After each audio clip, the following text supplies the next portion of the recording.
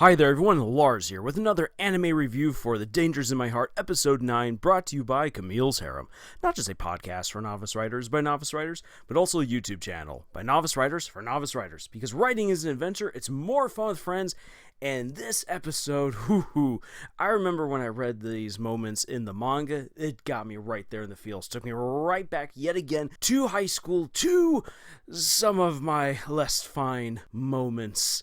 There's a reason why I said at the beginning of this series that I really do identify a lot with Ichikawa in terms of my own personal experiences. And this, once again, it was on point. Surprisingly realistic for actual interactions between teenagers, and especially the games that girls and guys play when it comes to romance. Now, the overall story of this episode is pretty straightforward. It's all about the misunderstandings between Ichikawa and Yamada, as Yamada is trying to do her darndest to get away from Flirty Senpai, the guy from the very first episode who was trying to hold her hand and was trying to get her contact information, so that way he could basically ask her out. The plot thickens, as not only do we get some wink-winks to Moe knowing a whole lot more about Flirty Senpai than she was letting on previously.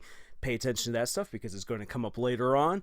But also, we now get to see some of the other girls who are interested in Flirty Senpai, and we get to see Flirty Senpai playing his own devious game right here.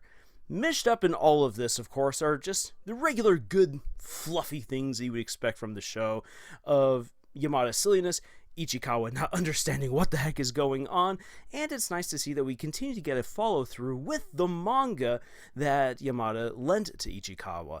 And it's interesting to see how closely the manga relates to what Ichikawa's going through, and he's like, nah, there's no way that any of this could be like real life. And I love how he's just like slapping it down. And while it's true, there's a lot of manga and anime out there that has really no application to real life, no matter how relatable they try to be. But that's one of the beauties of The Dangers in My Heart, is that surprisingly, it hits the nail on the head for a lot of high school and middle school experiences. So I like that in a way the series is breaking the fourth wall without looking at you and winking and telling you directly, but it is having commentary on itself saying, yeah, I know that I'm being silly in what I'm doing right here, but really, yes, this is relatable, this is realistic. But really, I want to focus on the games that the girls and guys play in this episode.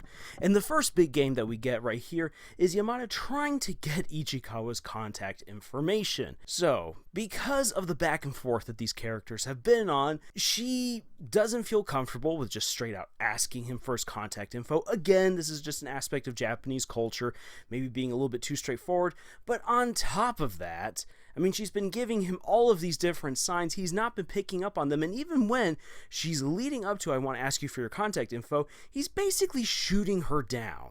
So Yamada is like, how am I going to get this guy's contact info? I know, I'm going to help the other girls in class figure out everyone's contact information so that way we can share it. And that way I'm going to get Ichikawa's contact information.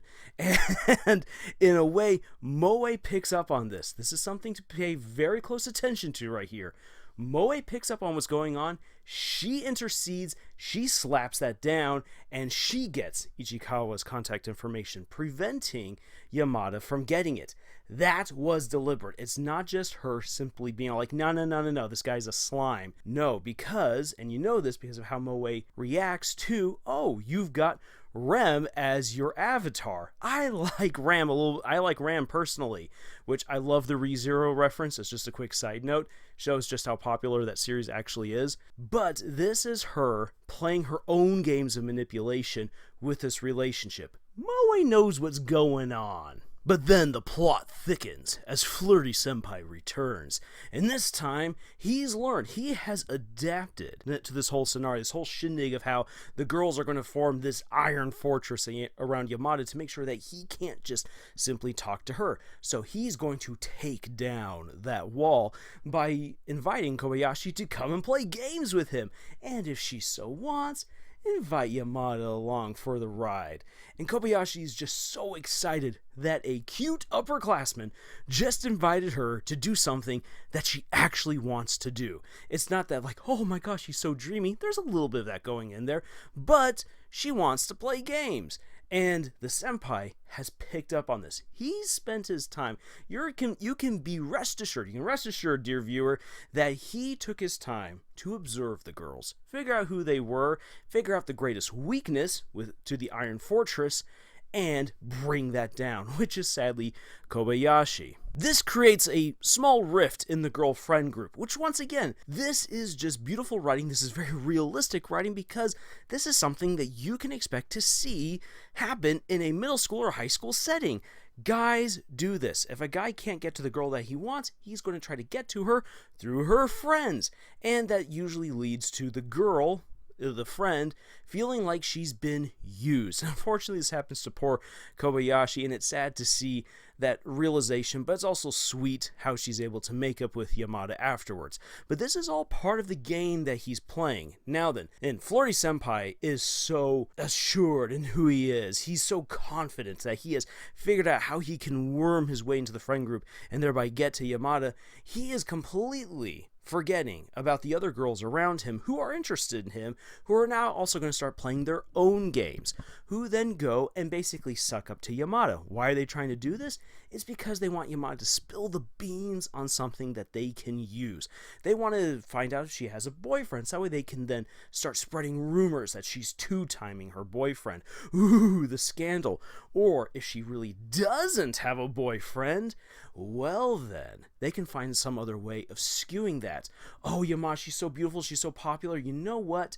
She thinks that she's too good for the guys here at the school. That's why she's single. Flirty Senpai, she's too arrogant. She's not for you. Or any other kind of way that they could construe any sort of meaningful information that she might slip in a conversation that they jump on her. Yamada, knowing what's going on right here, she tries to play this all on off, and she uses Ichikawa as a shield. Now then, she likes Ichikawa, but by using him as a shield, especially when Flirty Senpai shows up, which is done directly by the one girl to try to be all like, hey look, things are not all quite what you think they are with this younger girl that you like. Things just go friggin' up in the air because Ichikawa knows really he's been used as a shield. Yamada used him as a shield 100%, which is kind of a scummy thing to do, but it's another way of her trying to say, hey look, I like you, please help me out here, these girls are coming on to me too hard, and oh my gosh, there's Flirty Senpai, I need help, I need a guy to kind of step in and be a shield between me and him. Is it the right thing to do? Absolutely not.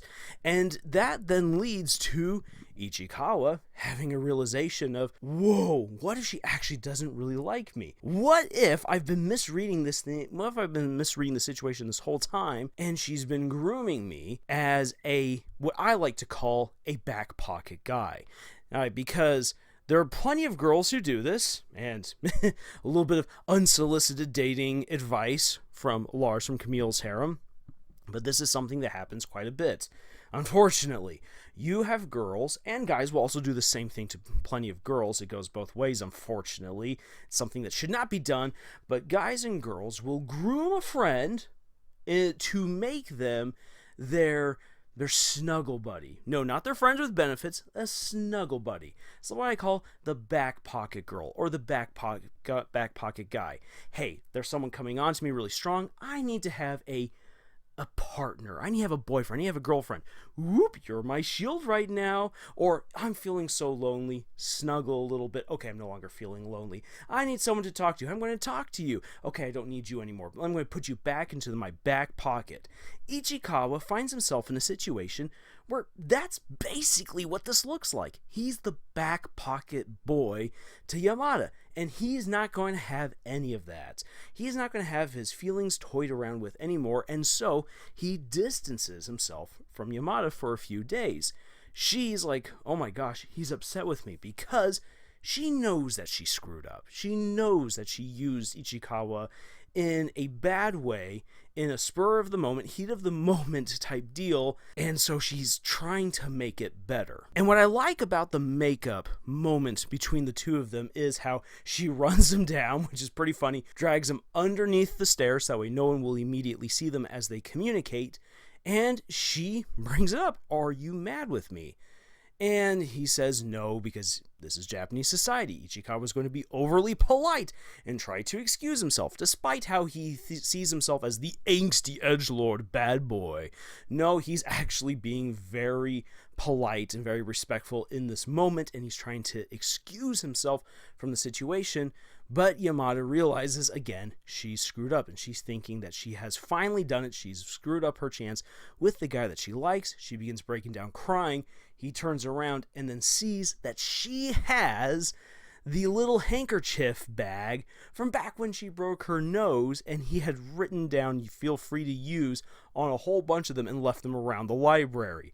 This is a sweet little scene right here, because it immediately tells him, I read the situation wrong. I was interpreting this in the worst way possible. Yes, the situation was bad, but Yamada is still the same girl that I've known this entire time, the same good girl, and the girl that I like. And so he decides, you know what, we're going to water under the bridge. And this leads to a very, very healing moment of them hugging. And no, it's actually not meant to be anything sexual either. This is a healing moment between the two of them, where sometimes words just aren't adequate for the sorrow and the relief that you feel after you've done something that you know you shouldn't have, and another person is willing to forgive you. And so that's what makes the scene really, really good. We have all of the gameplay, the dating gameplay between the different kids. And this is honestly like really simple stuff compared to some of the other crazier shenanigans that teens pull on each other. Oh boy, believe you me. But that doesn't mean that it doesn't hurt the people involved. And so by the two of them making up and solidifying a strong friendship with each other, this then allows them to go forward into winter break. Yamada is going to bring Ichikawa the next copies of the manga, so that way he can read and catch up with where she is. Everything's all good. This is a moment, though, to pay attention to. Because of how the two of them have made up, this means that Ichikawa is going to consider himself stuck in the friend zone. So now we've graduated from angsty edgelord bad boy on over to friend zone kid, but that's really not where he's actually at. So now from this point on, a lot of the romantic misunderstandings between these two characters are going to have to be viewed from that particular lens. So for this episode, we have a few things going on here. We have some serious character progression for Ichikawa. We have some great dynamic progression for Ichikawa and Yamada, which we're going to have to pay attention to. There's a lot of stuff going on with the side characters that you should also be paying attention to. And this episode executed wonderfully the horrible dating games that are played by teenagers. These are not fun things to happen to anyone. Anyone who plays a part of them are going to get hurt. Everyone in this episode who participated in the dating games, hoping to have some sort of advantage over someone else, or some kind of special way in to someone else's life in order to use that to either get together with someone or to destroy someone, every single person, from Flirty Senpai to the girls who like Flirty Senpai, to Yamada's friends, Ichikawa, every single one of them got hurt in some kind of way. And that is brilliant writing right there. Too often in teen rom-coms where you have these games played by different characters to test each other's feelings or figure out who likes who, it usually then ends up with something sort of awkward, and then characters start getting together or characters break up and drama increases. But that's not the way that this kind of stuff usually plays out.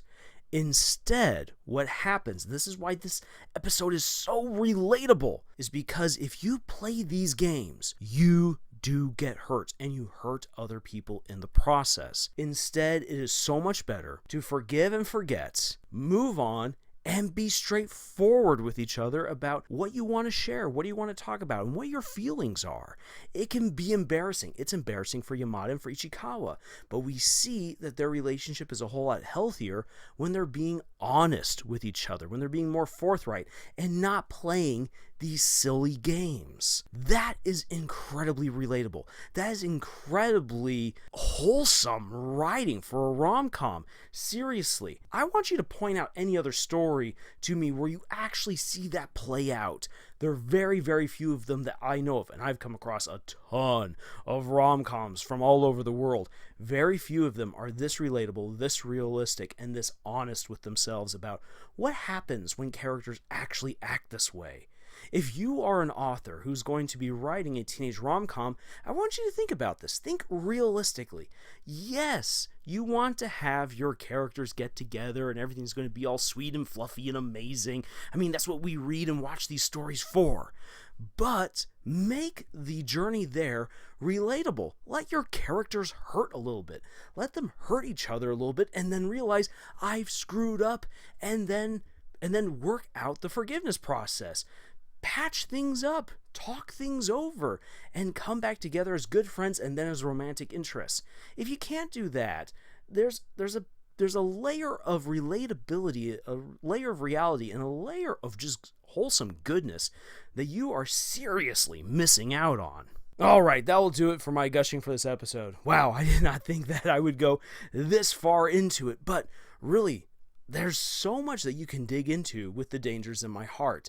I just focused on one aspect, really, of this episode. And there's so many other things that are going on that are worthy of your focus, concentration, and analysis, because this is a really deep story. There's a whole lot going on. And that's why I think it's one of the best anime that I have seen this year so far, and definitely this season. But that's all I've got to say here for this particular video. If you'd like us to check out any other shows or stories, please let us know in the comments below, and we'll try to get to them. Our schedules are pretty full, but we'll try to do what we can. And if you're looking for more writing advice, please feel free to check out our other videos or head on over to our podcast, Camille's Harem. And if you're looking for some good writing exercises, you can also head on over to our Pinterest page, where Camille has gathered up all kinds of great exercises for you over there. And if you'd like to support us, please check out our books that we've published. Links for all of that and more are in the description below. And until the next video, y'all, tschüss.